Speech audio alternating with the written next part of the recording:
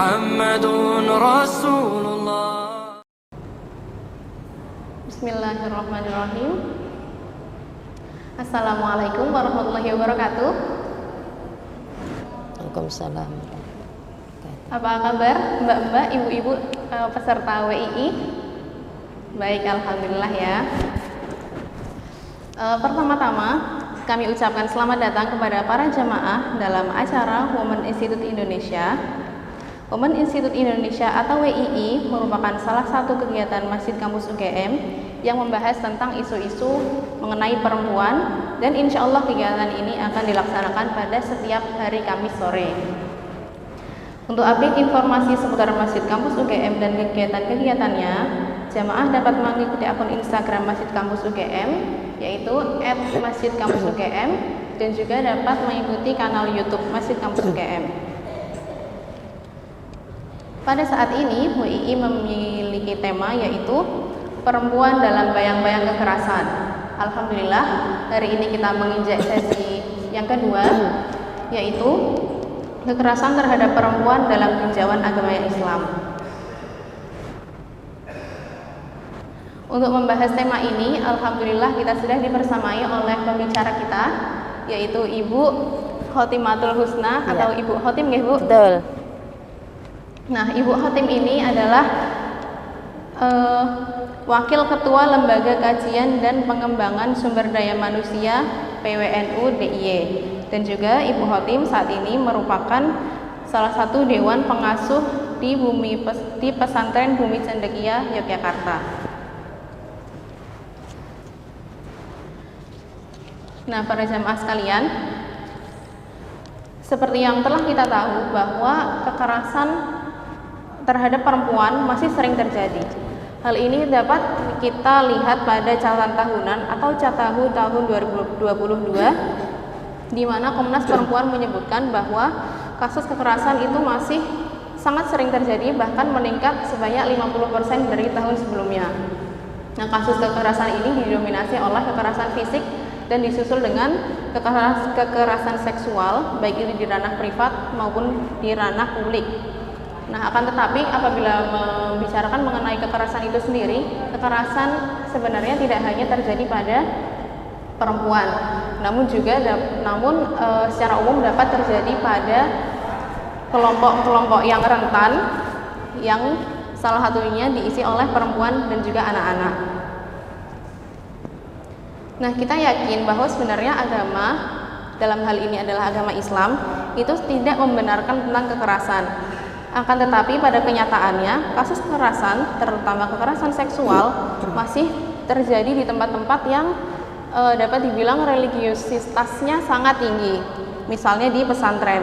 Nah, yang kemudian menjadi pertanyaan kita adalah bagaimana sebenarnya agama Islam itu memandang kekerasan itu sendiri. Bolehkah melakukan kekerasan terhadap perempuan dalam upaya mendidik? Dan juga apabila seseorang itu menjadi korban kekerasan, apa saja hal-hal yang dapat dilakukannya? Nah, untuk menjawab pertanyaan-pertanyaan ini, kita sudah kedatangan Ibu Khotim yang akan menjelaskan kepada kita. Monggo tidak perlu berlama-lama, kepada Ibu Khotim kami persilahkan. Terima kasih Mbak Anin selaku moderator. Bismillahirrahmanirrahim. Assalamualaikum warahmatullahi wabarakatuh. Bismillahirrahmanirrahim. Alhamdulillahirabbil alamin. Wassalatu wassalamu ala asrafil anbiya'i wal mursalin sayyidina wa maulana Muhammadin wa ala alihi wa ashabihi ajma'in, amma ba'du. Yang kami hormati Ketua Takmir Masjid Kampus UGM, yang kami hormati pengurus Women Institute Indonesia, selaku penyelenggara acara pada sore hari ini. Alhamdulillah, tentu kita sampaikan karena kita bisa bermuajahah, bertatap muka di dalam majelis yang mudah-mudahan nanti banyak berkah dan manfaatnya. Sholawat dan salam semoga tetap terlimpahkan kepada baginda Rasulullah Muhammad Sallallahu Alaihi Wasallam yang senantiasa kita harapkan syafaatnya. Bapak Ibu, sahabat-sahabat, juga sahabat moderator yang saya hormati, saya berbahagia di sini karena bisa belajar bersama Bapak Ibu semuanya, sahabat-sahabat semuanya, dengan tema bagaimana memutus mata rantai kekerasan seksual dalam pandangan Islam. Ketika kita berbicara soal Islam, kita tahu bahwa Islam hadir di bumi ini, hadir di tengah-tengah kita, itu sesungguhnya untuk menjadi rahmah gitu ya. Kata Allah berfirman, "Wa ma arsalnaka illa rahmatan lil alamin." Jadi jelas sekali bahwa Islam hadir itu sebagai rahmah. Rahmah itu sesungguhnya adalah kasih sayang Allah kepada kita semua. Jadi secara eksplisit Islam tidak menolerir kekerasan atas nama apapun. Itu yang sebagai inspirasi buat kita semua. Jadi Islam jelas tidak menolerir segala bentuk kekerasan. Sehingga kita sangat prihatin ya ketika tadi juga disampaikan oleh moderator bahwa data menunjukkan kekerasan terhadap perempuan itu meningkat 50%. Saya boleh dibantu oleh Jadi mungkin slide pertama, karena Islam ketika merespon atau menyikapi kasus atau data itu pasti ada konteks yang kemudian perlu diberi hukumnya begitu.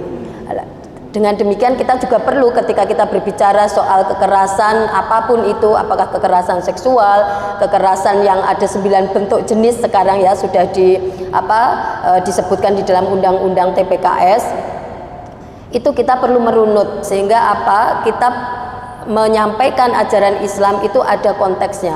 Karena Islam diturunkan itu juga memiliki konteks, sehingga di dalam Al-Quran itu ada sebab-sebab turunnya yang disebut asbabun nuzul. Kemudian di dalam hadis itu ada sebab-sebab dikeluarkannya hadis, asbabul wurud.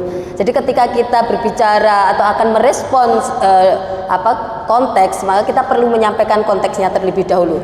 Di sini kita bisa melihat bahwa menurut Kemen PPA kasus kekerasan pada perempuan oleh selain pasangan meningkat pada jenis kekerasan seksual. Itu disampaikan 5,2% pada tahun 2021 gitu. Kemudian kekerasan fisik dan seksual 6% meningkatnya di 2021 dan di 2016 sebesar 5,6%. Kemudian menurut Catahu 2021 LBH Apik kasus kekerasan seksual dalam 3 tahun terakhir terutama yang berbasis online elektronik itu meningkat. Kita tahu bahwa kita sekarang ini di era digital sehingga peningkatannya sangat pesat. Dari 1.300 lebih kasus itu 400 lebih itu berbasis online kekerasannya.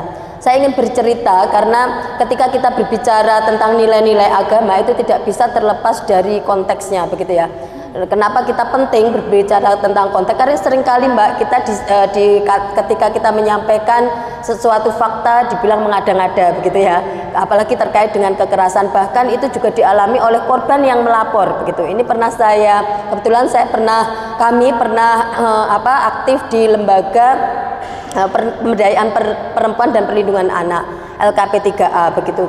Di situ kami mendampingi kasus yang saat itu ada 6 perempuan yang menyampaikan ke kami mendapatkan pelecehan seksual melalui chatting begitu.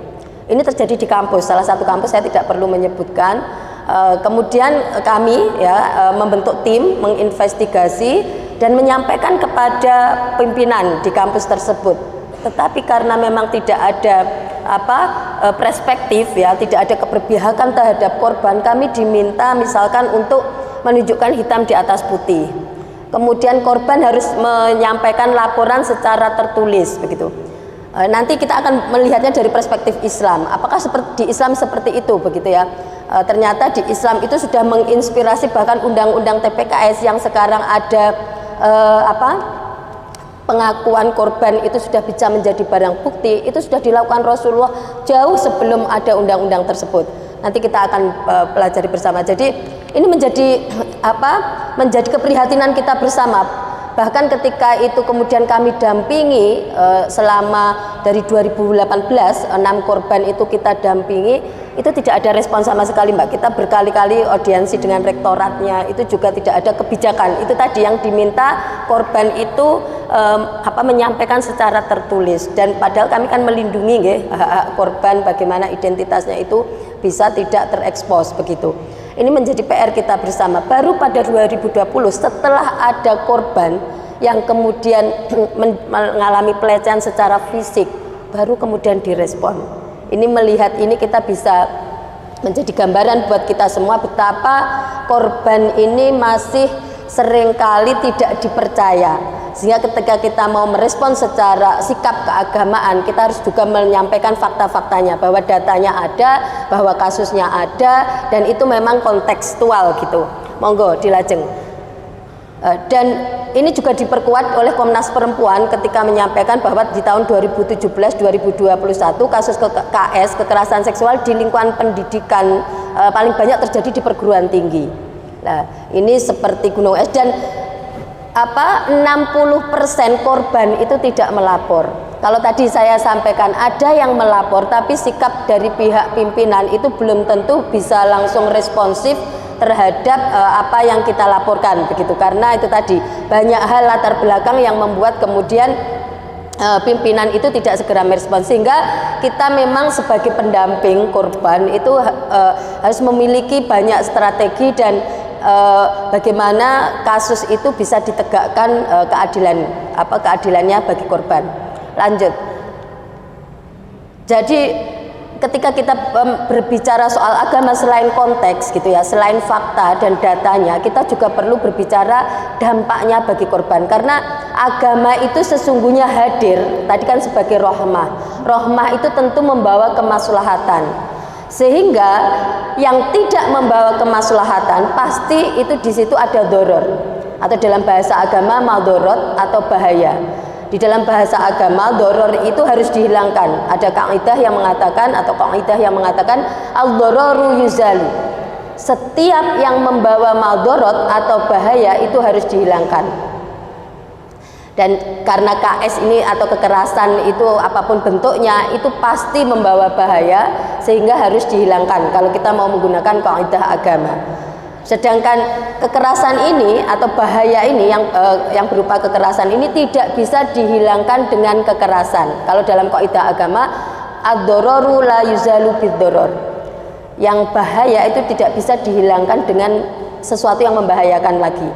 Karena apa? Ini sering terjadi dalam konteks kekerasan. Itu seringkali korban perkosaan itu dipaksa menikah dengan pemerkosanya. Itu dianggap itu solusi gitu. Padahal kalau dalam bahasa agama tadi, karena kalau kemudian korban itu dinikahkan kepada pemerkosa, itu traumanya berkepanjangan, justru traumanya berkepanjangan, kemudian dampak psikisnya pasti juga akan membawa kemadharatan yang luar biasa bagi korban. Tapi itu sering dijadikan solusi karena berbagai alasan latar belakang begitu. Sehingga kalau mau menggunakan kaidah ini sebenarnya itu hal yang tidak diperbolehkan dalam agama, karena kita tidak bisa menghilangkan yang madharat dengan sesuatu yang madharat. Atau dalam kaidah itu tadi ad-dororu la yuzalu bid-doror.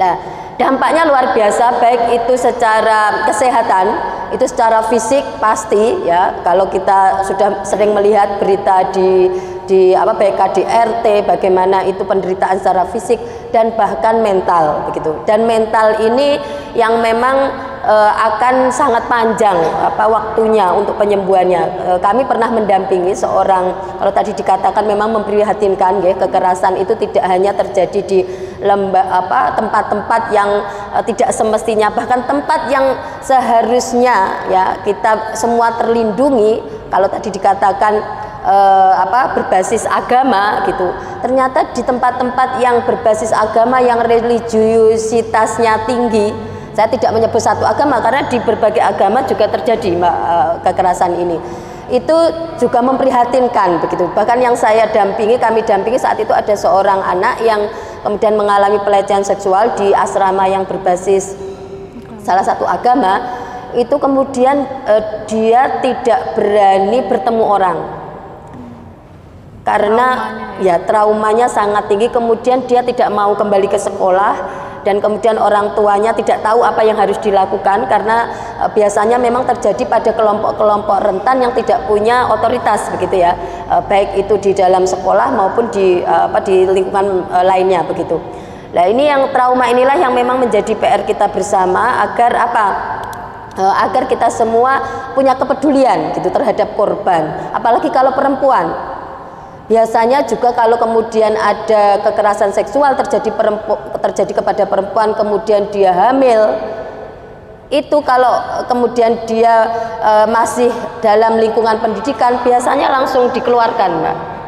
Karena seringkali lembaga pendidikan tidak mau nama baik sekolah atau lembaga pendidikannya tercoreng.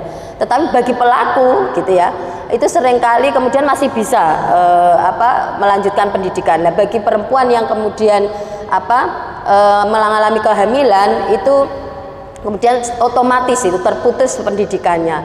Dan karena itu agama juga menyikapi begitu. Kita perlu menyikapi bagaimana korban-korban kekerasan seksual yang itu menyebabkan kehamilan, apa yang bisa disikapi oleh agama.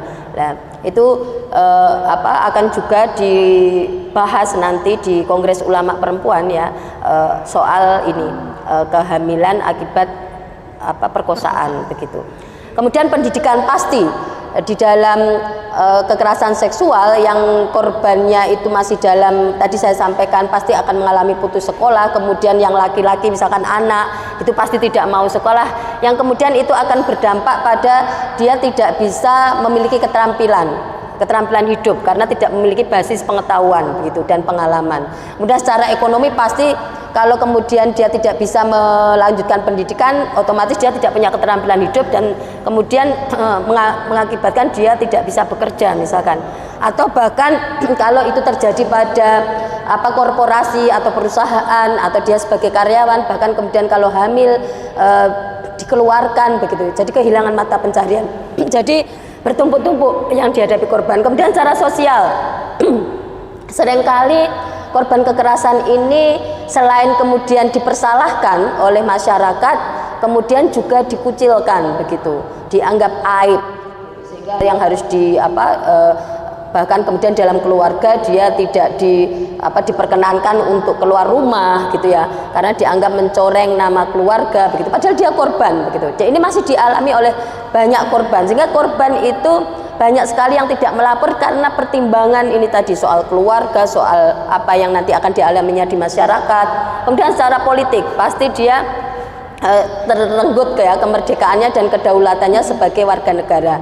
Dan yang sering terjadi juga terjadi kriminalisasi, tidak hanya secara ini tadi bebannya berlipat-lipat, tetapi juga dia lebih lagi kemudian dikriminalkan, misalkan karena dia melaporkan pelakunya dianggap mencemarkan nama baik kalau tidak cukup bukti begitu. Itu masih sering dialami, kriminalisasi terhadap korban dengan mengatasnamakan pencemaran nama baik. Nah, ini yang memang menjadi PR. Tidak hanya dampak yang sifatnya dari berbagai aspek, tetapi juga diskriminasi, karena bahkan di dalam pendampingan korban sekalipun, kalau pendampingnya tidak memiliki perspektif, itu bisa mendiskriminasi terhadap korban. Misalnya di lembaga-lembaga layanan, atau bahkan kemudian di lembaga-lembaga yang harusnya menjadi ujung tombak pendampingan korban, ketika tidak memiliki perspektif, yang ditanyakan kepada korban bahkan sesuatu yang tidak layak. Misalkan jangan-jangan suka sama suka begitu, jangan-jangan Anda menikmati, itu masih sering terjadi di lembaga-lembaga yang menjadi tempat korban itu mengadu. Sehingga memang perlu kita ini mencatat ya, bahwa seringkali masih terjadi penyalaan terhadap korban. Kita masih ingat saat itu ada pejabat ketika ada pemerkosaan di angkot di Jakarta. Apa pernyataan salah satu pejabat tinggi, pejabat di kota tersebut gitu. Pasti karena dia memakai rok mini begitu ya, dianggap, sehingga seakan-akan orang yang memakai pakaian yang dianggapnya tidak sesuai itu layak untuk diperlakukan tidak senonoh begitu. Dan ini tentu bertentangan dengan agama, karena agama tidak menolerir segala bentuk kekerasan, bahkan kepada siapapun dan terhadap siapapun gitu. Termasuk tadi, bukan berarti ketika orang itu tidak memakai sesuatu atau pakaian yang sesuai dengan norma-norma ini kemudian layak untuk diperlakukan tidak senonoh. karena ini sering terjadi menyalahkan korban. Kemudian penyemaran nama baik tadi sudah saya sampaikan, cara pandang aparat yang masih diskriminatif, apalagi kalau kemudian korban ini tidak memiliki otoritas gitu ya, dari kelompok rentan tadi disampaikan oleh moderator gitu. Kemudian juga tidak ada jaminan keamanan, sehingga memang perlu kita misalkan membuat shelter itu dalam rangka itu. Kemudian keterbatasan infrastruktur dan sistem perlindungan. Jadi alhamdulillah sahabat-sahabat dan Bapak Ibu semua, kalau saat ini ada undang-undang TPKS sudah disahkan, undang-undang nomor 12 ini, karena hal-hal yang sebelumnya tidak diakomodir itu kemudian di undang-undang ini bisa diakomodir. Misalkan di dalam KUHP itu kan hanya kekerasan seksual itu pencabulan dan pemerkosaan. Sekarang sudah 9 jenis bentuk kekerasan itu disikapi oleh hukum positif kita. Misalkan pemaksaan perkawinan. Ini sering terjadi dan dilakukan oleh masyarakat kita gitu, pemaksaan perkawinan. Ini bahkan sudah ada ancaman pidananya ya, 9 tahun dan 200 juta subsidiar misalkan. Kemudian ada kekerasan berbasis online, pelecehan fisik dan non fisik. Ini sudah masuk semua, ada 9 jenis. Ini saya kira progres yang luar biasa. Kemudian juga ada perlindungan saksi dan korban yang catatan kita ini tadi misalkan soal khawatir akan ada kriminalisasi korban, di undang-undang ini korban dilindungi karena ada pasal tentang perlindungan saksi dan korban. Kemudian bahkan ada restitusi ya. Jadi penambahan hukuman bagi pelaku yang berupa ganti rugi buat korban misalkan.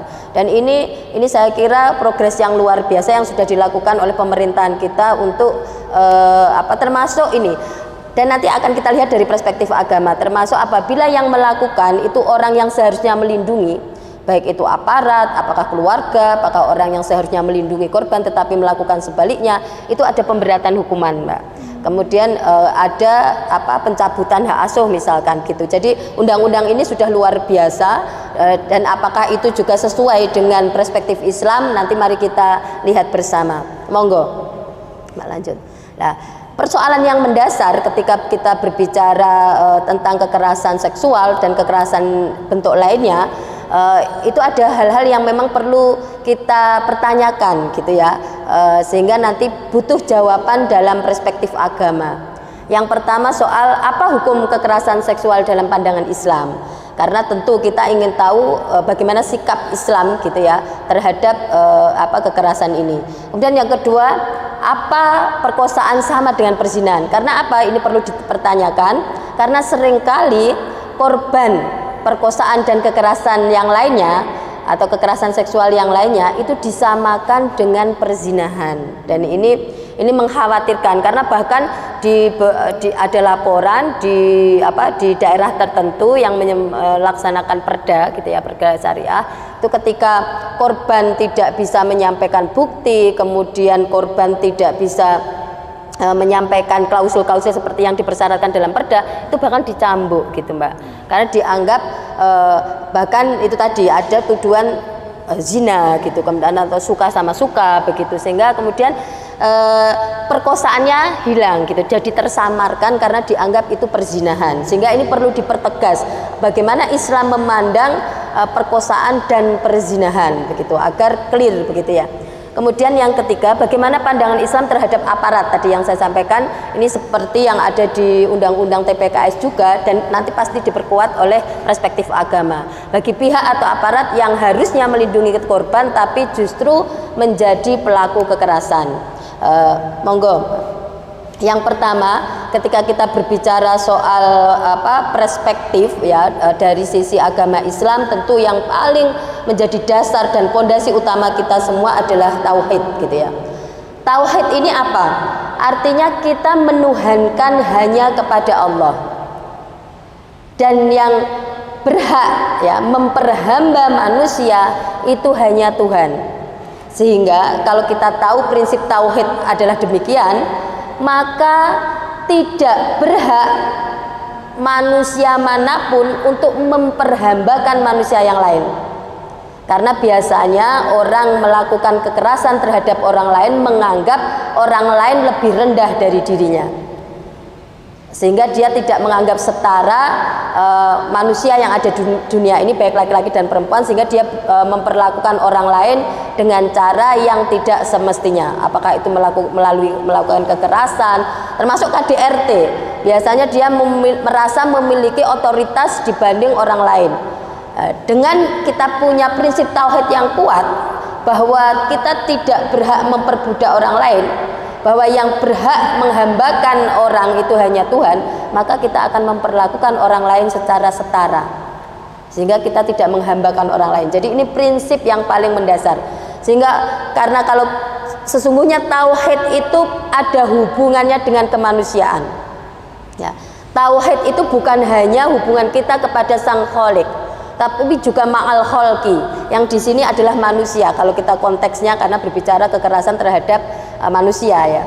Jadi tauhid itu pasti membawa kemaslahatan, sehingga kalau orang melakukan kekerasan seksual pasti dia bertolak belakang dengan kemaslahatan. Jadi dia pasti orang yang kufur, orang yang tidak punya tauhid yang kuat, sehingga dia pasti membawa kemafsadatan, lawan dari kemaslahatan itu tadi. Mafsadat itu membawa kerusakan, membawa bahaya, sehingga bisa dipastikan dia orang yang kufur atau orang yang tidak memiliki tauhid yang kuat, karena tauhid punya hubungan yang erat dengan kemanusiaan, sehingga muamalah ma'al khaliq itu pasti diikuti oleh muamalah ma'al khalqi. Karena irhamu mau fis sama, gitu ya, kita diminta untuk menyayangi yang ada di bumi, maka akan menyayangi yang ada di langit. Itu prinsip yang ada di dalam tauhid kita, gitu, bahwa pasti ada hubungannya dengan kemanusiaan. Monggo, Mbak. Sehingga harapannya kalau semua orang memiliki prinsip ini, tidak akan melakukan kekerasan atas nama apapun. Kemudian sesungguhnya manusia, tadi saya sampaikan bahwa yang berhak dipertuhan itu hanya Tuhan Allah, gitu ya. Sehingga manusia itu memiliki posisi sesungguhnya hanya sebagai hamba, baik laki-laki maupun perempuan. Sehingga kalau sebagai hamba, dia punya tugas yang sama, gitu, sebagai khalifah. Khalifah itu memiliki tugas ijadul maslahah tadi, mewujudkan kemaslahatan. Sehingga kekerasan seksual pasti tidak ijadul maslahah, pasti tidak mewujudkan kemaslahatan, sehingga itu mencederai atau menistakan itu tadi tugas kemanusiaan kita dan tidak memanusiakan manusia, sehingga itu bertentangan dengan ajaran tauhid, gitu. Ya, ini menjadi dasar atau pondasi yang menjadikan kita akan selalu menebar rahmah, karena kita memiliki pondasi ini atau pondasi tauhid yang itu harus kita tanamkan kuat-kuat, sehingga siapapun dari kita yang beragama Islam tentunya itu tidak melakukan kekerasan, gitu. Monggo, Mbak. Nah, sekarang apa sih yang menjadi dalil? Karena kalau kita berbicara dalam perspektif Islam, tentu kita tidak bisa meninggalkan sumber pokok, ya, sumber pokok ajaran Islam, yakni Al-Quran dan hadis, gitu. Apa yang menjadi dalil atau larangan Islam terhadap kekerasan dalam bentuk apapun, termasuk kekerasan seksual? Yang pertama, Allah berfirman dalam surat Al-Isra ayat 70, Bismillahirrahmanirrahim, walaqad karamna bani Adam. Sesungguhnya laqad itu kata sesuatu yang sungguh-sungguh, benar-benar, kata Allah, kami ini memuliakan anak turun Adam. Sehingga kalau kita diminta untuk Allah aja memuliakan anak turun Adam, tentu kita hambanya tadi sebagai manusia tidak berhak melecehkan martabat kemanusiaan, termasuk melakukan kekerasan, begitu. Karena itu jelas bertentangan dengan firman Allah bahwa Allah itu memuliakan anak Adam, sehingga tidak boleh satupun makhluk melecehkan dan merendahkan martabat kemanusiaan.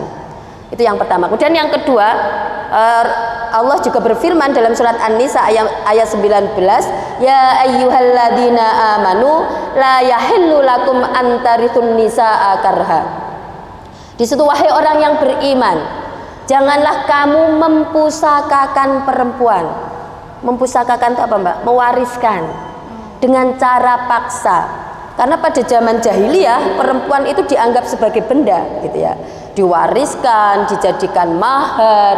Kemudian bahkan kalau kita dengar di Quran itu ada menyampaikan kalau ada bapak mendengar lahir bayi perempuan itu muram mukanya atau marah gitu ya, karena saking marahnya warna raut mukanya tuh memerah gitu. Kemudian bahkan ada yang dikubur hidup-hidup begitu. Sehingga kemudian Islam melarang memperlakukan perempuan itu seperti benda. La yahillu lakum antarithun nisaa karha. Dan ini diperkuat lagi di ayat berikutnya, wa ashiruhunna bil ma'ruf. Masih di satu ayat itu Allah menegaskan, dan perlakukanlah perempuan-perempuan itu dengan cara yang ma'ruf. Ma'ruf itu artinya apa? Patut, baik gitu ya. Mempergaulilah dengan cara yang baik. Bahkan tidak hanya di luar pernikahan, di dalam pernikahan pun ketika sudah menjadi suami istri, itu istri harus diperlakukan dengan cara yang baik, tentu kesalingan ya. Kalau teks itu mengatakan perintahnya kepada perempuan, otomatis berlaku sebaliknya kepada laki-laki. Laki-laki harus memperlakukan perempuan secara baik, perempuan juga harus memperlakukan laki-laki secara baik, bahkan di atas ranjang kalau kita boleh. Sehingga ada sekarang ini ada termasuk marital rape itu termasuk yang dilarang, karena semua hal yang terkait hubungan relasi dengan sesama manusia, kalau itu dalam hal suami istri tentu marital, itu ada pertanggungjawabannya di hadapan Allah gitu. Jadi bukan hanya sholat, bukan hanya puasa, bukan hanya zakat yang dimintai pertanggungjawaban, termasuk cara kita memperlakukan orang lain, bahkan terhadap istri ataupun suami. Itu meskipun di dalam kamar itu dicatat semua sebagai ibadah. Kalau kita melenceng dari ajaran Islam, tidak melakukan dengan cara yang baik, tentu itu tidak sesuai dengan ajaran Islam. Kemudian perintah bagi laki-laki dan perempuan untuk saling menjaga. Jadi laki-laki dan perempuan itu ba'duhum awliya'u ba'd. Satu laki-laki dan satu perempuan itu sesungguhnya satu sama lain adalah sebagai pelindung. Kalau sebagai pelindung, tentu kita dilarang melakukan kekerasan terhadap jenis kelamin yang lain. Itu apakah terhadap laki-laki, apakah terhadap perempuan, sama-sama dilarangnya, karena satu sama lain adalah pelindung. Kemudian ada juga dalam surat An-Nur ayat 4-5 dikatakan bahwa walladzina yarmunal muhsanati thumma lam ya'tu bi arba'ati syuhada fajliduhum samanina jaldah. Barang siapa yang menuduh perempuan baik-baik berlaku zina, maka dia dan tidak bisa mendatangkan 4 orang saksi, maka dia wajib hukumnya dicambuk selama 80 kali. Ini ancaman kepada kita yang seringkali karena di masyarakat itu masih mengucilkan korban perkosaan. Itu tadi anggapan bahwa itu sama dengan zina. Kemudian bahkan disuruh menikah dengan pemerkosanya. Itu jelas dilarang, karena itu tadi kita dilarang memberi predikat perempuan baik-baik. Orang diperkosa itu kan sesungguhnya bukan salahnya ya Mbak. Dia orang baik-baik gitu, perempuan baik-baik kemudian diperkosa. Tetapi kemudian kalau kita melakukan itu tadi menyalahkan korban, bahkan mengucilkan, bahkan kemudian itu tadi menikahkan dengan orang yang memperkosa, itu ancamannya ini.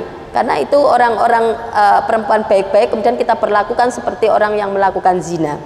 Nah ini jelas dilarang dalam agama. Monggo Mbak. Kemudian juga larangan menyakiti orang yang tidak bersalah. Ini tadi saya catat juga, walladzina yu'dzunal mu'minina wal mu'minati bighairi maktasabu. Ya, jadi kalau kita menyakiti orang yang tidak berbuat apa-apa kepada kita, dia tidak pernah menyakiti kita, tidak pernah berbuat yang tidak baik kepada kita, kemudian kita melakukan kekerasan terhadapnya, maka faqadih tamalu buhtana wa itsmam mubina, kata Allah. Ancamannya bahwa dia sudah membuat kebohongan besar dan mendapatkan dosa yang nyata.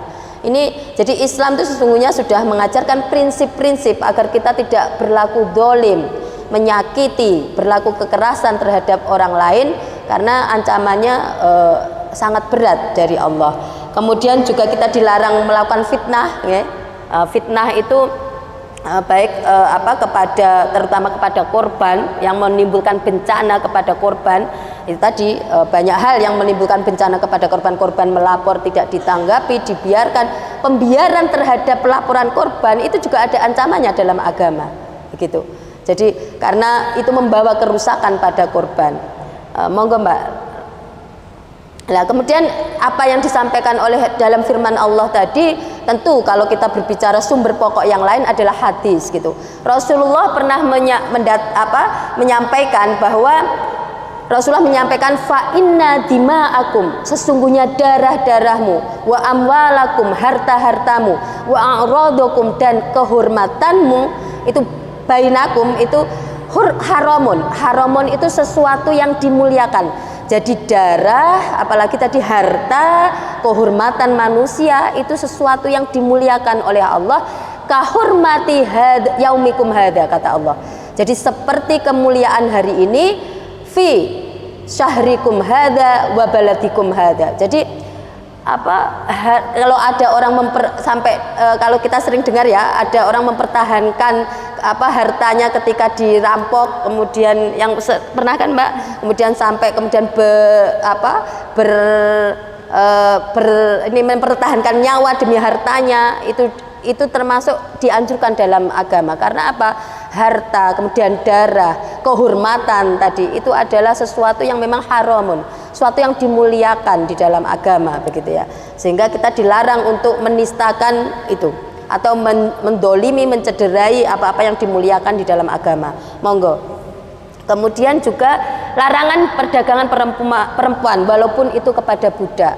Jadi kalau sekarang berbicara soal trafficking gitu ya, soal trafficking, kalau tadi HAM, sesungguhnya Islam itu sudah meletakkan fondasi HAM jauh sebelum ada hak asasi manusia itu sendiri dideklarasikan tadi ya, bahwa darahmu, hartamu itu kan bagian HAM ya, hak asasi manusia. Kemudian yang ini adalah kalau sekarang ada pelarangan trafficking, perdagangan manusia, Rasulullah itu sudah melarang jauh sebelum ada trafficking seperti sekarang. Apa kata Rasulullah? Fa inna Rasulullah sallallahu alaihi wasallam naha an samanil kalbi.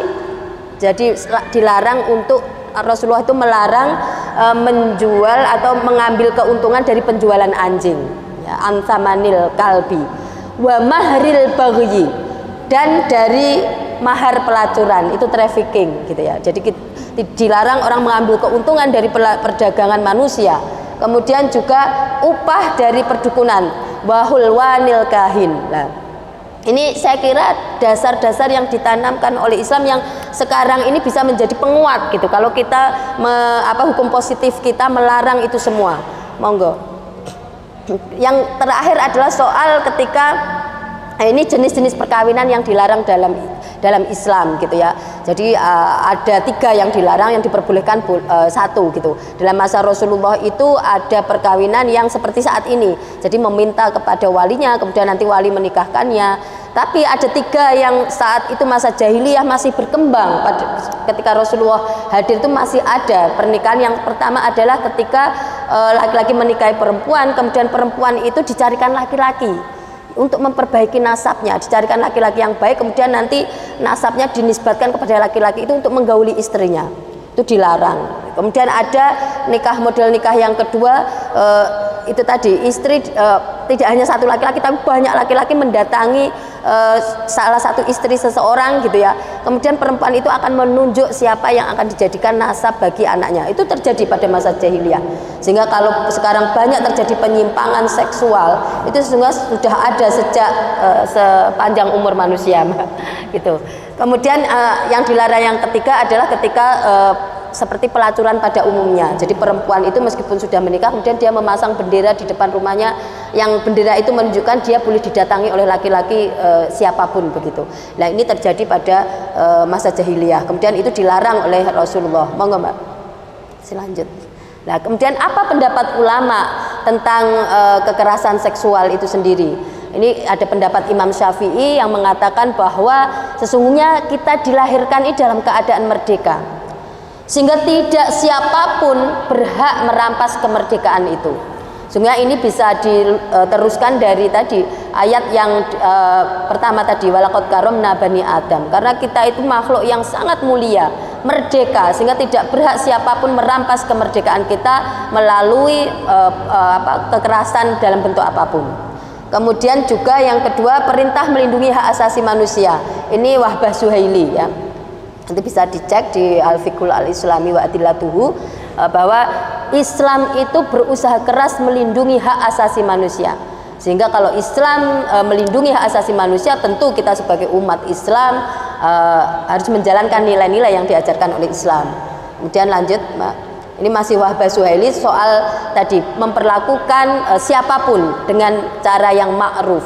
Kalau kita menggunakan teori mubadalah ya, kalau di teks itu wa'ashiruhunna bil ma'ruf, dan perlakukanlah perempuan-perempuan itu dengan cara yang baik, maka secara otomatis kalau kita maknai dengan teori kesalingan, maka perlakukanlah laki-laki juga dengan cara yang baik.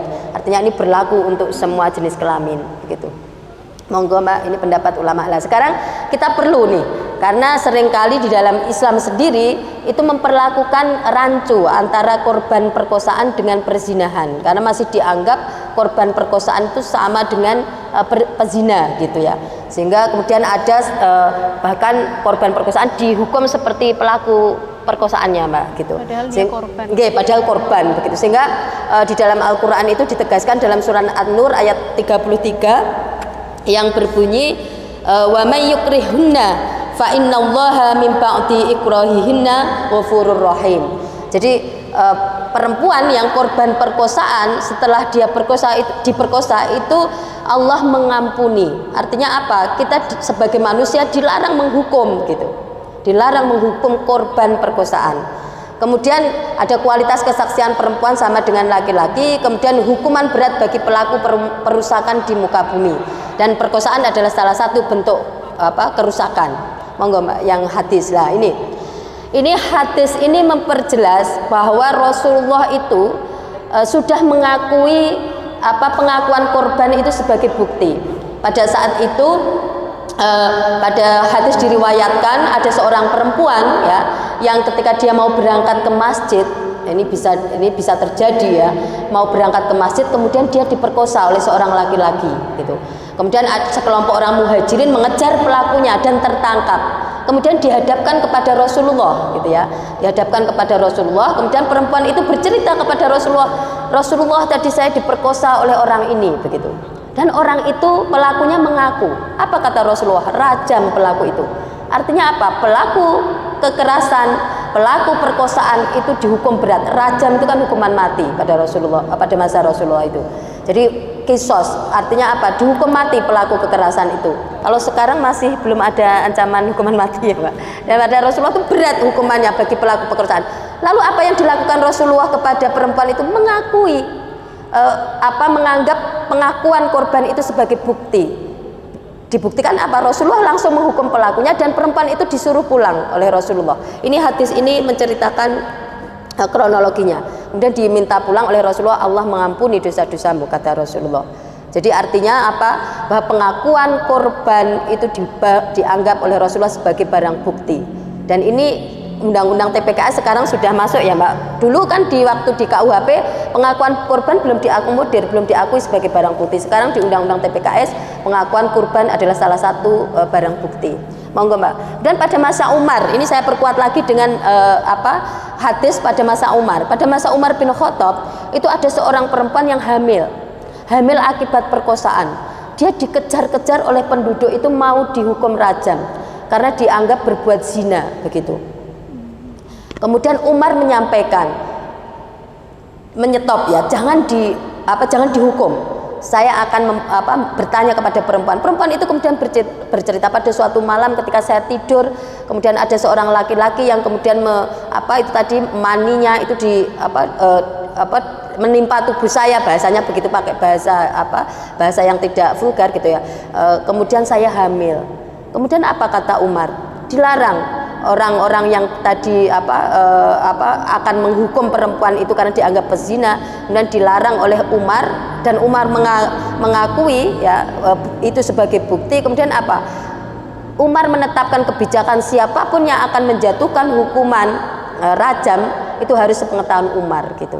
Artinya apa? Perempuan korban ini diselamatkan oleh Umar yang dia hamil dianggap pezina begitu, karena saat itu memang setiap ada perempuan hamil dianggap tidak ada pasangan, tidak ada suami gitu, dianggap itu zina, sehingga kemudian Umar mempertegas bahwa pengakuan korban itu tadi perkosaan dan kemudian dia hamil itu dianggap sebagai barang bukti. Nah, ketika kita berbicara soal adillah tadi, baik itu dari dalil-dalil sumber pokok Quran, hadis, kemudian diperkuat oleh aqwalul ulama tadi ya, pendapat Imam Syafi'i, Wahbah Zuhaili gitu. Kemudian kita perlu apa sih kira-kira tujuan ditetapkannya syariah, sehingga kalau tadi banyak sekali dalil-dalil ya, dalil-dalil dari Quran hadis, bagaimana cara kita mengistimbatkan hukumnya begitu ya, bagaimana kita menentukan kesimpulan hukumnya. Kita perlu melihat apa tujuannya yang dikaitkan dengan itu tadi, kekerasan seksual. Yang pertama jelas kekerasan seksual itu bertentangan dengan tujuan ditetapkannya hukum. Yang pertama untuk hifdzuddin atau untuk perlindungan atau menjaga agama. Hifdzuddin itu artinya menjaga agama. Jadi jelas kalau orang kemudian dia mengalami kekerasan seksual, kemudian dia tidak bisa menjalankan ibadahnya misalkan dengan baik, dia terganggu mentalnya, tentu itu tidak menjaga agama.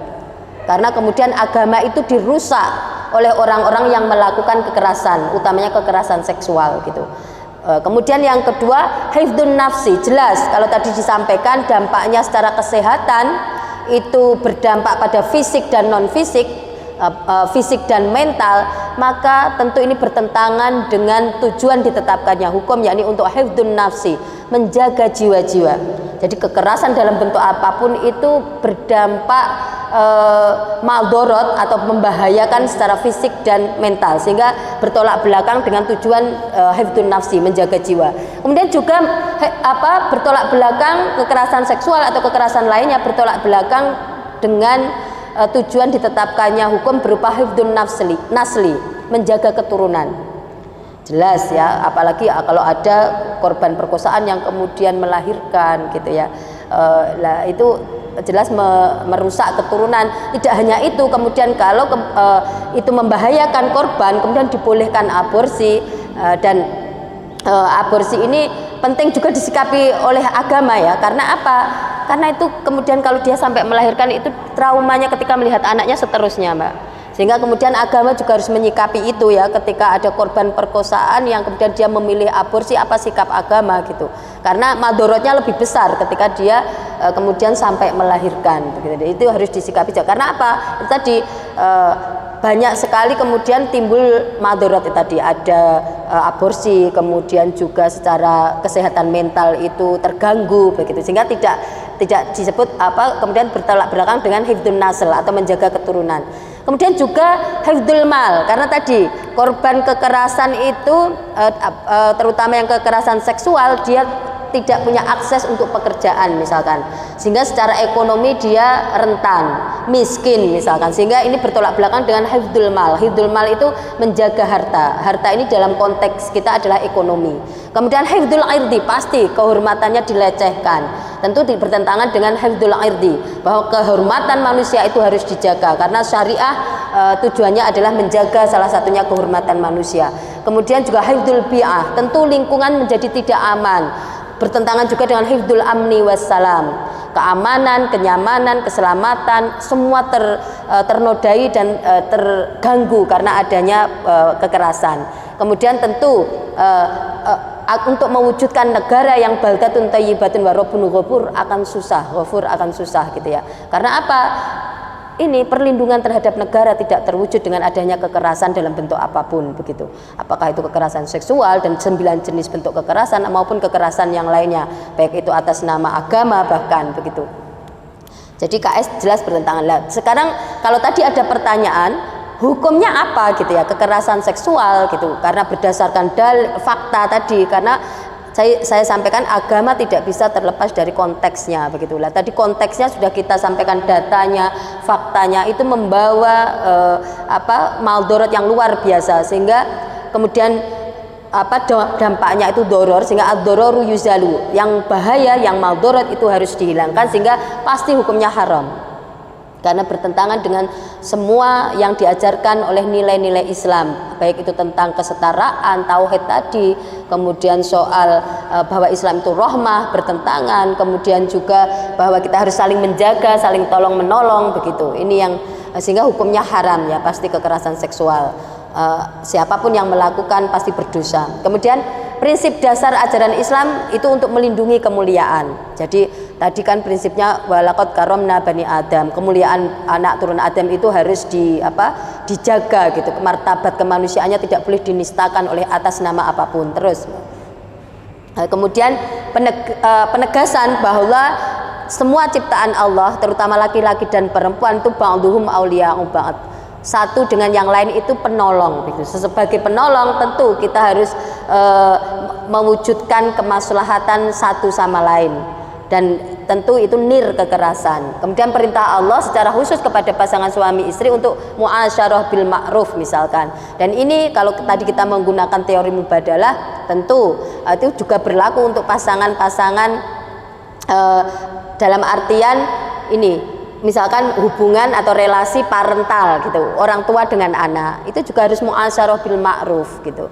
Kemudian hubungan familial, relasi kita dengan keluarga, itu tentu juga harus dengan muasyarah bil ma'ruf. Jadi kita kiaskan begitu ya.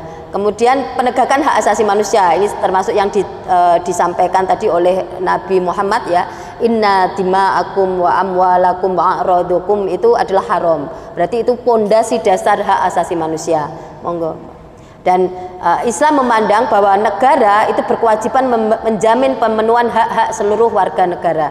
Karena kalau kemudian negara itu tidak menjamin hak warga negara, di dalam Islam menurut salah satu pendapat ulama itu aparat atau orang yang harusnya melindungi tetapi melakukan kekerasan, dia berhak mendapat taulidul uqubah, pemberatan hukuman, karena seharusnya yang melindungi tetapi melakukan sebaliknya.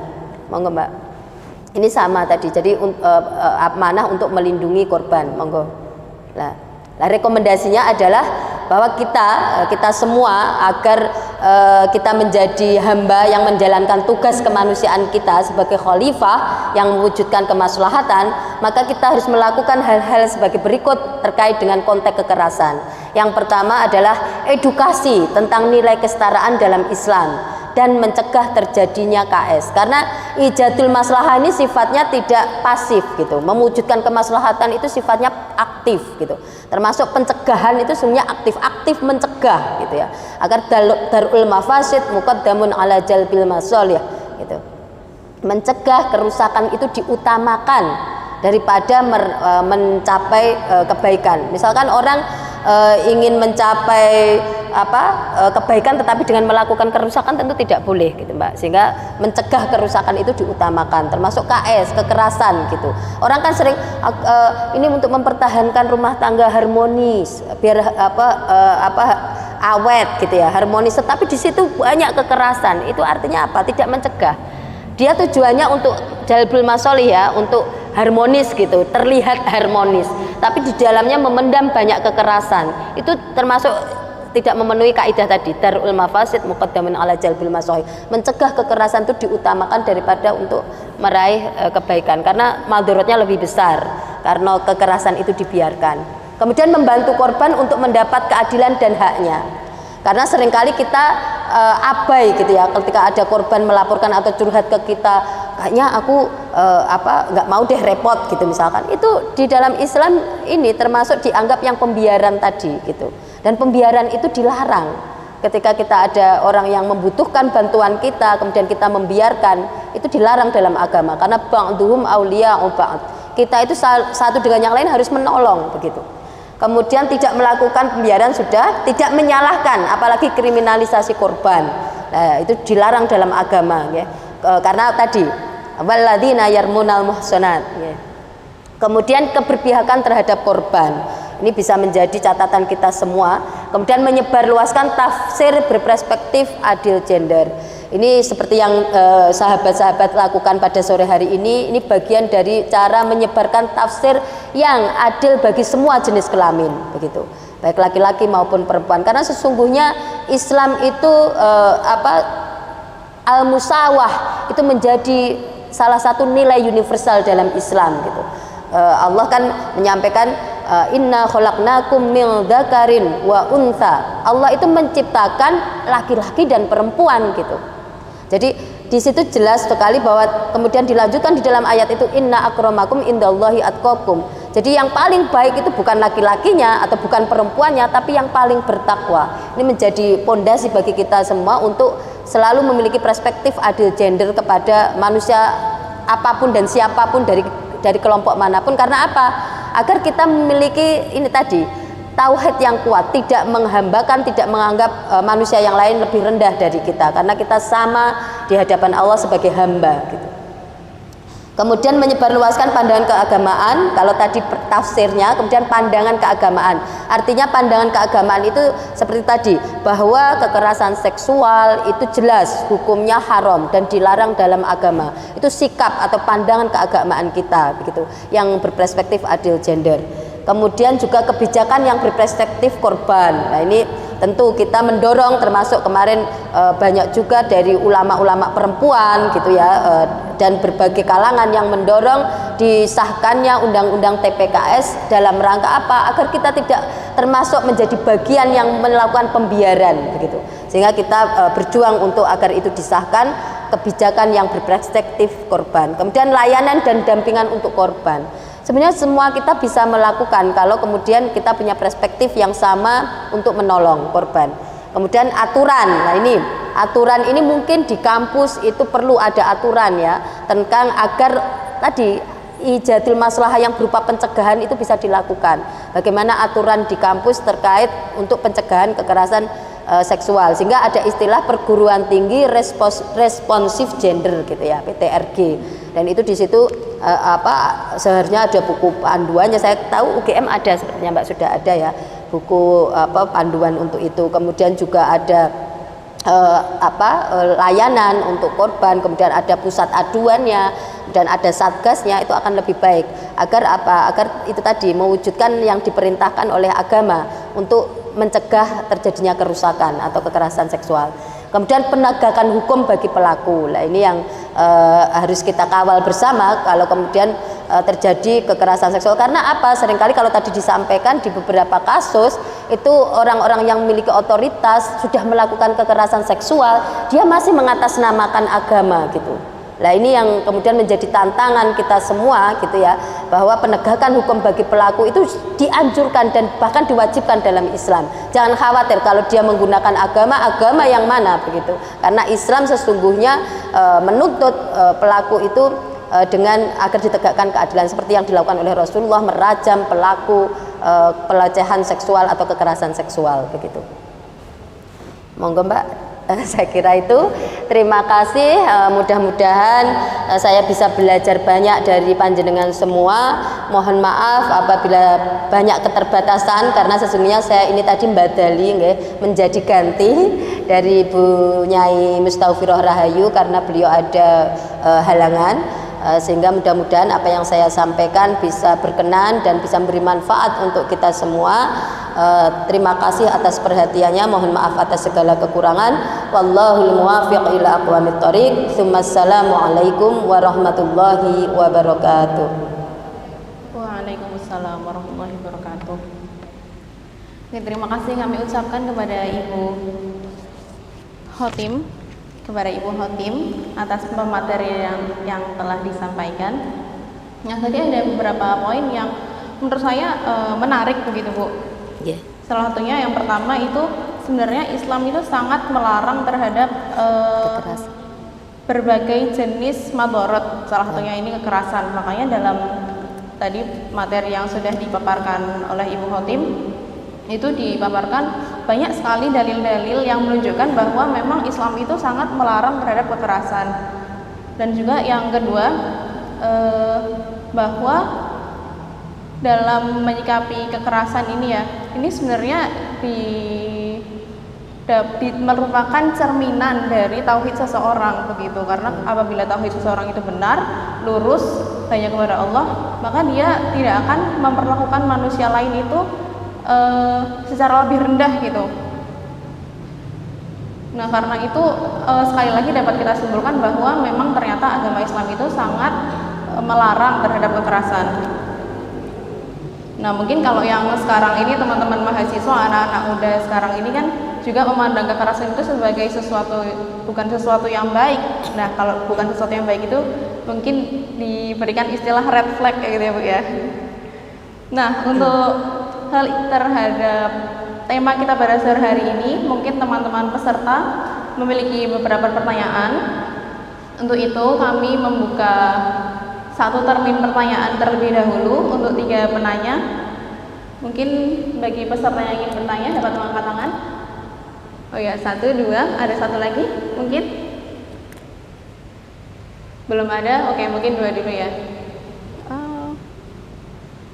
Mungkin yang ingin bertanya dapat maju. Bisa dibantu? Oh ya, maaf. Baik.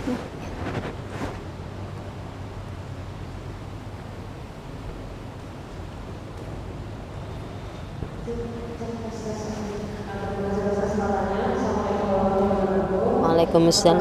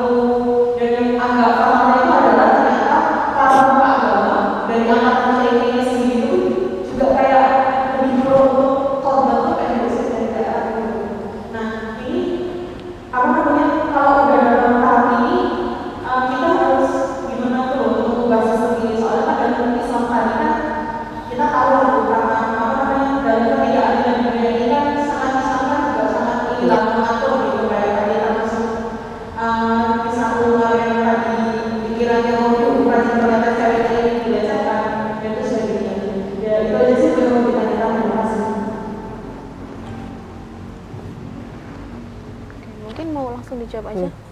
Sekalian Oh ya, sekalian. Jadi tadi cara menghadapi ya kasus seperti ini ya. Iya. Kasus seperti ini. Sebelumnya, Assalamualaikum warahmatullahi wabarakatuh. Terima kasih atas pertanyaannya. Saya Putri dari Wisma Jaga di Kesehatan Masyarakat mengenai itu.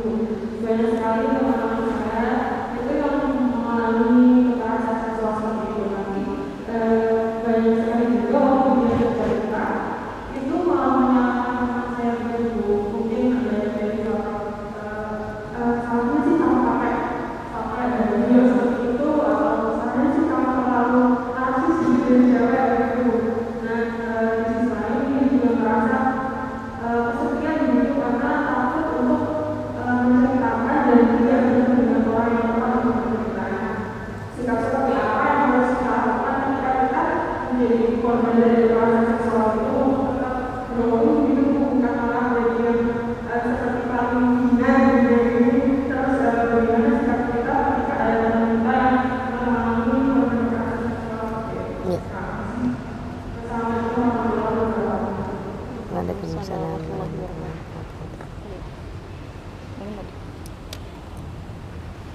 Oke, terima kasih atas pertanyaannya. Ini baru 2 pertanyaan, mungkin ada satu lagi teman-teman yang ingin bertanya. Tapi kalau belum ada, mungkin Ibu bisa menjawab dulu. Yeah. Terima kasih. Yang kedua tadi Mbak siapa? Mbak. Mbak Putri. Nah, saya menjawab yang Mbak Hani dulu nggih. Tadi disampaikan bahwa ada kasus gitu ya Mbak, yang memang akan sulit kalau kemudian yang melakukan itu kemudian dilegitimasi oleh tokoh begitu ya. Dan itu memang sering terjadi Mbak. Kebetulan kan kami itu konselor di 2 lembaga pendampingan untuk korban gitu. hampir semua yang mengalami korban kekerasan baik itu seksual maupun yang lainnya, ketika melaporkan itu kami pendamping, bahkan bukan hanya korbannya yang diintimidasi Mbak, bahkan kami pendampingnya itu termasuk yang diintimidasi. Kalau kasus ini kemudian disampaikan atau dilaporkan, itu kami akan menghadapi otoritas yang begini, yang begini, yang begini. Itu pasti. Jadi kita semua sebagai penolong ya, kalau tadi kan aulia ya, sebagai penolong satu sama lain, itu harus siap juga secara tidak hanya korbannya, karena kalau kita pendamping tidak siap, apalagi korban begitu. Jadi karena yang diintimidasi itu bukan hanya korban, bahkan kita pendampingnya juga mendapat intimidasi yang sama gitu, dan itu dilakukan oleh pasti orang yang memiliki otoritas gitu ya, untuk menekan kita gitu. Dan banyak juga yang menggunakan dalil-dalil agama Mbak, misalkan soal bahwa itu aib begitu. Aib itu kan tidak disebar-sebarkan. Orang yang tidak menutupi aib saudaranya, maka di akhirat aibnya akan tidak ditutup oleh Allah. Begitu. Loh, apakah konteksnya ini aib yang seperti itu? Tentu bukan, gitu kan? Karena ini aib yang membawa dampak bahaya atau doror tadi bagi orang lain atau korban begitu. Tentu ini tidak yang dalam konteks tadi hadis yang disampaikan Rasulullah itu tadi, man satara aiban gitu tadi. Bukan hadis itu konteksnya bukan untuk aib terkait kasus kekerasan seksual gitu. Sehingga jalan terus kalau sahabat atau siapapun sebagai pendamping diintimidasi dengan ayat-ayat tertentu atau dalil-dalil agama tertentu, jalan terus, karena tadi sudah kita kuatkan dengan berbagai dalil bahwa larangan melakukan kekerasan seksual, sehingga kita wajib untuk mendampingi korban begitu. Kemudian ini pengalaman kami Mbak, selain dihadapkan dengan otoritas tertentu terus dikatakan bahwa mengumbar aib begitu ya, kemudian kita pasti akan dipersulit gitu ya dalam akses tertentu yang terkait dengan otoritas itu gitu. Kalau kita tauhidnya kuat, pasti kita akan berkata, saya lillahi ta'ala, ini karena Allah, bukan karena saya itu tadi kepentingan pribadi. Kalau kepentingan pribadi mundur Mbak, karena pasti nanti jalur-jalur kita terkait dengan kemudahan untuk kita itu akan dihambat begitu. Tapi itu tadi, kita sebagai pendamping harus kuat gitu. Apalagi kalau itu kemudian pada konteks pelakunya justru orang yang harus melindungi. Seperti itu kami pernah mengawal, termasuk kemarin kasus yang rame ya di Kulon Progo itu juga seorang yang punya otoritas kuat dalam agama begitu. Itu kami jalan terus begitu, meskipun memang banyak tentangan gitu ya. Jadi artinya apa? Kita sendiri harus punya landasan bersikap gitu. Ini tadi landasan bersikap kita, bahwa dalam agama memang kita diperintahkan untuk menolong korban begitu. Sehingga keberpihakan kita bukan pada otoritas tertentu tapi pada korban. Kemudian juga tadi misalkan jadi saya tegaskan lagi, kekerasan seksual itu tidak hanya terjadi pada perempuan gitu. Terutama terjadi juga kepada kelompok rentan lainnya, itu banyak sekali, termasuk anak. Kalau itu kemudian memang terbesar perempuan, tetapi juga kita punya kepedulian terhadap kelompok-kelompok rentan lainnya, difabel, kemudian juga kepada anak gitu yang tidak punya bargaining ya, tidak punya posisi tawar begitu. Kemudian jadi kita perlu berstrategi Mas. Jadi mungkin kalau di tradisi-tradisi tertentu kita tidak vis-a-vis gitu. Ketika menghadapi otoritas tertentu atau tokoh atau apapun lah yang kemudian akan membuat apa yang kita lakukan itu terhambat begitu. Tidak perlu kita itu tadi vis-a-vis langsung menghadapi dengan terbuka. Bisa jadi kita berstrategi, di hadapannya kita iya gitu. Tetapi kita sedang melakukan sesuatu yang itu lebih strategis dan substantif, sehingga korban ini bisa ditegakkan keadilan. Itu yang kami lakukan gitu. Kami tidak merespon secara langsung begitu ya, ketika kita dapat tentangan kemudian kita kalau seperti itu akan justru kontraproduktif dengan visi kita gitu. Tapi kita lakukan dengan cara-cara yang baik juga. Jadi sesuatu yang baik harus dilakukan dengan cara yang baik gitu. Kita mengajarkan rahmah, maka kita lakukan dengan rahmah juga. Tidak kemudian itu berkonflik begitu ya dengan hal-hal yang justru kontraproduktif begitu.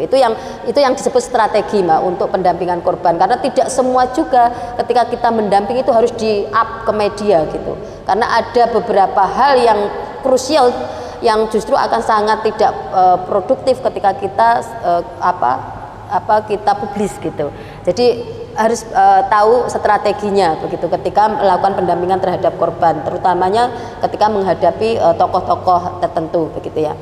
Kemudian menyalahkan korban itu masih terjadi, Mbak. Kalau sering kita sampaikan, bahkan baik itu perspektif agama, perspektif psikologi, perspektif apapun, bahwa menyalahkan korban itu tentu sesuatu yang berdampak buruk gitu ya, mengganggu korban, berdampak negatif untuk korban, tapi itu masih terjadi begitu.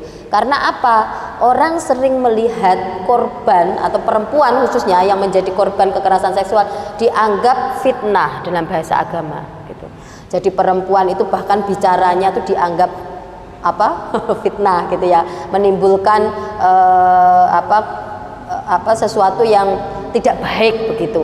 Ini masih menjadi cara berpikir di masyarakat kita gitu, sehingga perempuan itu harus begini, harus begini, harus begini. Padahal kalau tadi kita pakai konsep teori kesalingan tadi, mubadalah, sesungguhnya yang menimbulkan fitnah itu bukan hanya perempuan gitu, laki-laki pun punya potensi yang sama, semua orang punya potensi yang sama menimbulkan fitnah gitu. Fitnah itu membawa kepada kerusakan artinya. Jadi semua orang itu bisa membawa pada kerusakan kalau dia tidak berprinsip pada tauhid yang membawa kemaslahatan begitu. Jadi saya kira kalau kita cara berpikirnya sama, bahwa semua itu punya potensi fitnah dan sama punya potensi anugerah, maka kita tidak akan memandang orang lain dengan sebelah mata. Bahkan ketika ada orang telanjang di hadapan kita sekalipun, kita tidak akan menistakan gitu. Karena kita tahu bahwa konsep Islam itu karomna bani Adam, memuliakan anak Adam siapapun dan dalam bentuk apapun. Sehingga kalau ada orang berpakaian dengan wujud apapun, kita tidak berhak melecehkan gitu ya. Karena apa? Ya itu tadi, itu dimuliakan oleh Allah siapapun anak Adam itu begitu. Sehingga kita kemudian akan adil melihat sesuatu itu. Ada orang yang tidak berpakaian seperti kita juga adil memandangnya, itu mulia, itu ciptaan Allah, itu anak turun Adam yang kita harus memuliakan, tidak boleh kita menistakannya sebagai manusia. Jadi memanusiakan manusia siapapun itu. Jadi karena seringkali itu tadi ada anggapan fitnah untuk perempuan, padahal kalau kita tahu bahwa fitnah itu potensi siapapun gitu, Mbak, bukan hanya perempuan gitu. Kemudian bagaimana sikap korban ketika dia mengalami kekerasan begitu. Yang pertama jelas kalau dia ini menyampaikan kepada orang yang punya kompetensi gitu ya, punya kompetensi. Kemudian kalau orang yang dianggap dekat dan bisa dipercaya, pasti kemudian membawanya kepada orang yang punya kompetensi, kapasitas untuk mendampingi. Kemudian pasti nanti di sana akan diarahkan, akan divisum kalau itu ada kekerasan fisik, kemudian akan didampingi psikiater, pasti akan mendapatkan layanan sesuai yang dibutuhkan. Apalagi kalau saya sering dapat telepon soal misalkan ada yang mengalami kekerasan perkosaan, kemudian butuh shelter, itu ini ada. Jadi nanti bisa menghubungi saya, Mbak, kalau kebetulan saya juga sekarang di konselor Pusdika UNU Yogyakarta begitu. Jadi kalau ada korban kekerasan apapun nanti bisa disampaikan, kami punya jaringan yang bisa melakukan layanan atau pendampingan kepada korban begitu. Karena biasanya mereka diusir keluarga, itu terjadi, diusir oleh keluarganya, kemudian mencari shelter, rumah tinggal gitu yang bisa menampung dia secara aman dan nyaman. Kalau dia kemudian hamil, itu juga menunggu sampai melahirkan kalau dia memilih tidak aborsi begitu. Itu memang terjadi. Dan sikap kita itu tadi, kalau kita kemudian dekat dengan korban, sebaiknya kemudian membawa kepada layanan yang kompeten gitu. Ada orang-orang yang kompeten, tidak kemudian, karena korban itu salah satunya identitasnya harus dilindungi, sahabat-sahabat, Bapak Ibu semuanya. Jangan sampai kita mendapat curhatan korban kekerasan kita sampaikan ke sembarang orang.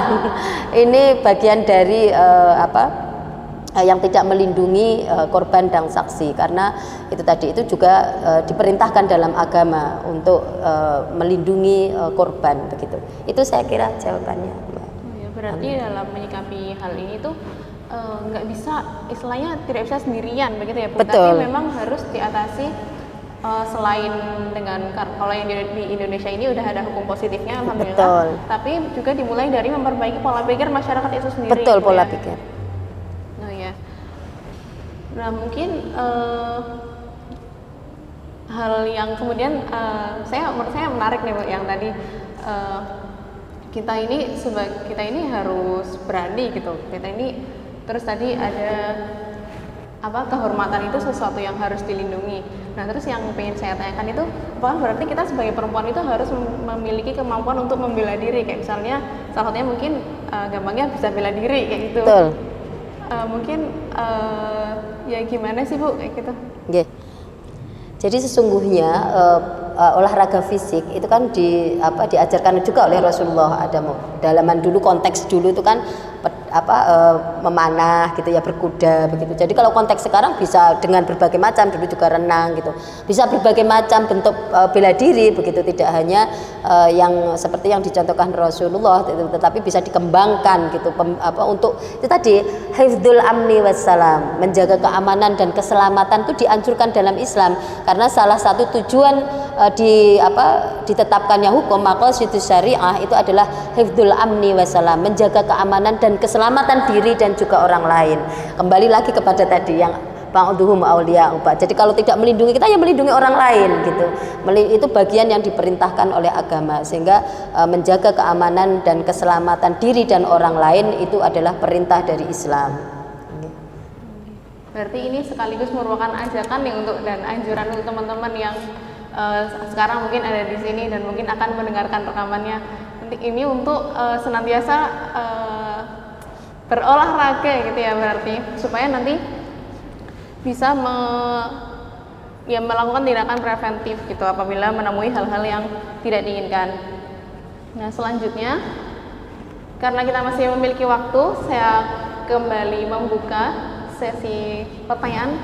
Oh ya, bagi teman-teman yang ingin bertanya silahkan.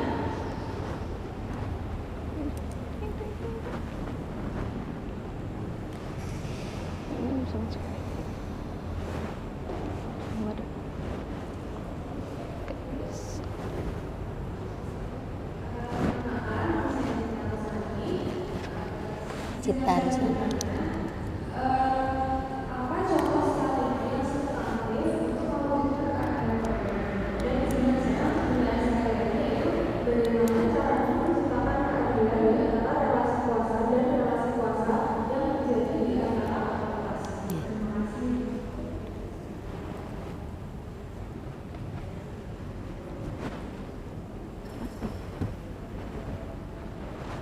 Oke, mungkin dapat langsung dijawab ya Bu. Ya. Pertanyaannya terkait dengan keadilan bagi korban. Ya, terima kasih Mbak Cita, bisa dipanggil begitu? Ya. Nggih, mohon maaf ya Mbak karena keterbatasan ini pendengaran saya. Jadi kalau tadi ditanyakan bahwa apa sih strategi substantif gitu ya yang bisa kita lakukan di dalam pendampingan korban, tentu kalau kita diajarkan di dalam Islam gitu ya, itu ada ketika kita menyampaikan sesuatu itu dengan hikmah ya, dengan cara yang bijak, baik itu kepada korban gitu ya maupun kepada otoritas atau lingkungan masyarakat yang kita hadapi. Ini strategi yang saya kira perlu menjadi titik tekan buat kita semua, karena kalau kemudian kita itu konfrontatif, itu tadi apa yang kita inginkan dengan perlindungan korban itu tidak tercapai karena kemudian banyak hal yang kemudian bertentangan dengan apa yang kita maksud begitu Mbak. Jadi berhikmah itu penting gitu ya, dengan cara yang bijak gitu. Agar perlindungan korbannya tercapai, kemudian penegakan keadilan itu bisa terwujud dan pelaku bisa dihukum begitu. Dan ini membutuhkan strategi yang itu tadi tidak menimbulkan konfrontatif. Termasuk tidak menimbulkan konfrontatif, kita harus bisa memilah mana kasus yang memang harus dipublis sebagai penekan, karena biasanya kalau dengan kemudian ada tekanan dari media dengan publisitas itu akan cepat gitu. Tapi ada juga kasus yang dengan justru dengan ketika dipublis itu justru kontraproduktif, sehingga kita harus bisa milah gitu, dan itu butuh analisis yang mendalam begitu ketika kita mendampingi kasus. Jadi bijak ini tentu melihat konteks kasusnya begitu ya, bil hikmah. Kemudian mau'idotil hasanah, dengan nasihat-nasihat yang baik. Itu artinya apa? Ini tadi kita merepresentasikan nilai-nilai yang sudah diajarkan oleh Islam, itu kita sampaikan dengan cara diplomatis gitu. Mau'idotil hasanah itu bahasa modernnya mungkin dengan diplomatis gitu Mbak. Bagaimana kita berdiplomasi dengan aparat, bagaimana kita berdiplomasi dengan keluarga, karena banyak juga keluarga yang menyalahkan korban begitu. Bagaimana kita berdiplomasi dengan instansi-instansi terkait, itu yang disebut mau'idotil hasanah, diplomasi. Jadi dengan nasihat yang baik itu bukan berarti kemudian ceramah aja begitu. Diplomasi itu bagian dari strategi ketika kita mendampingi korban. Jadi kalau kemudian itu kita pakai semua, apa yang disebut dengan rahmatan lil alamin itu bisa terwujud gitu ya, dengan cara menegakkan kebenaran dengan cara-cara yang baik atau maslahah. Karena itu tadi ad-dhararu la yuzalu bid-dharar. Madorot, bahaya, kerusakan itu tidak bisa dihilangkan dengan kerusakan, madorot dan bahaya gitu. Bisanya ya dengan cara-cara yang baik, kemaslahatan. Kita sebagai meneladankan, kita mau mendampingi ya kita meneladankan yang baik, bahwa contoh bersikap adil itu seperti ini gitu ya. Nah, ini akan menjawab pertanyaan yang kedua, bagaimana kita menegakkan keadilan begitu. Karena ini saya sepakat dengan yang disampaikan moderator, ini keadilan itu berangkat dari cara berpikir kita gitu ya, mindset kita gitu. Nah, termasuk dari keyakinan kita, kalau tauhid kita kuat, pasti kita akan adil kepada siapapun. Karena apa? Itu tadi, bahwa yang berhak gitu ya memperhambakan manusia itu hanya Tuhan. Sehingga kita bersikap adil kepada siapapun karena melihat orang itu setara, tidak lebih rendah, tidak lebih tinggi, kita semua itu setara. Laki-laki, perempuan, yang punya jabatan, yang tidak, yang berilmu, yang tidak, itu setara di hadapan Allah. Allah tidak melihat jenis kelaminnya, tidak melihat ini, tapi yang dilihat adalah ketakwaannya, apakah dia bisa menjalankan perintah dan menjauhi larangan. Nah, menjauhi larangan itu apa? Salah satunya adalah menjauhi kekerasan atas nama apapun gitu ya. Jadi kalau orang melakukan kekerasan seksual, dia tidak termasuk atqakum gitu ya, tidak termasuk yang bertakwa dan tidak termasuk yang menjalankan perintah, tetapi justru menjalankan larangan Allah, yakni kekerasan gitu. Jadi menegakkan keadilan itu ibda binafsik gitu ya, kata kita sering mendengar begitu, ibda binafsik, mulailah dari dirimu gitu ya, mulailah dari diri kita masing-masing menegakkan keadilan.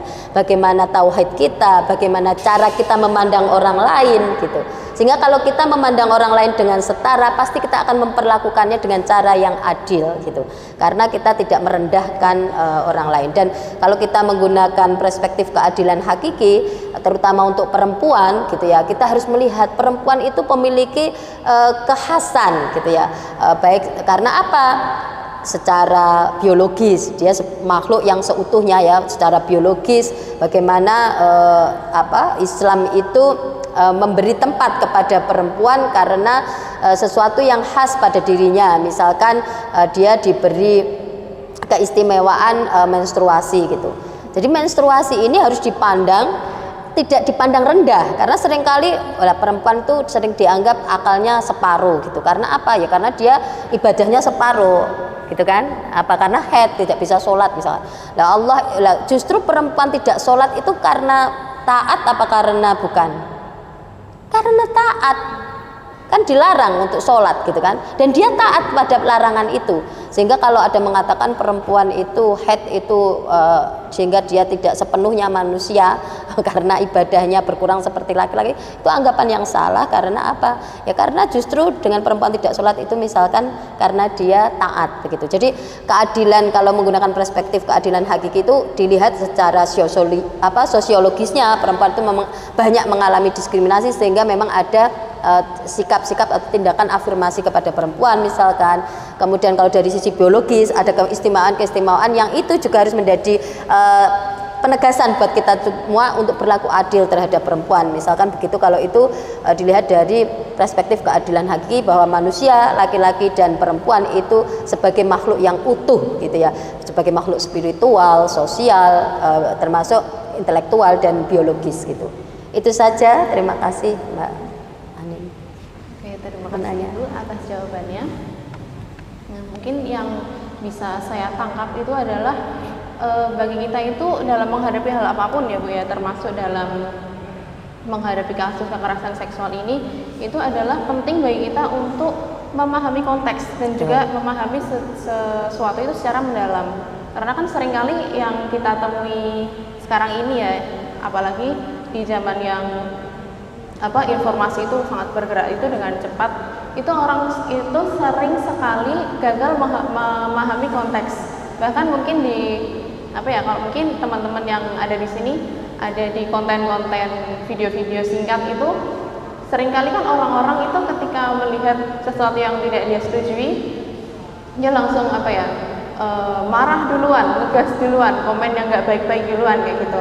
Nah, itu hal-hal yang harus kita hindari apabila ingin mencapai sesuatu yang lebih besar. Salah satunya dalam hal ini adalah menghilangkan kekerasan. Seperti itu ya Bu ya. Nah, alhamdulillah kita saat ini sudah mencapai di penghujung acara. Tadi telah kita simak ya jawaban-jawaban Ibu Khotim atas pertanyaan-pertanyaan kita. Semoga dari materi dan juga jawaban-jawaban Ibu tadi dapat menambah ilmu dan menambah pemahaman bagi kita, dan juga dapat memberikan inspirasi untuk kita bagaimana kita dapat memberikan manfaat bagi sesama manusia. Nah, mungkin karena kita sudah ada di penghujung acara, tanpa berlama-lama lagi ya Bu, karena ini sudah hampir maghrib begitu. Nah, mari langsung saja kita tutup acara pada sore hari ini dengan membaca hamdalah bersama-sama. Alhamdulillahirabbil alamin. Dan juga ditutup dengan doa kafaratul majelis. Subhanallahumma wa bihamdika asyhadu an la ilaha illa anta astaghfiruka wa atubu ilaik. Sekali lagi kami ucapkan terima kasih kepada para peserta yang sudah hadir di dalam WI pada sesi kedua ini. La ilaha illallah Muhammadun Rasulullah.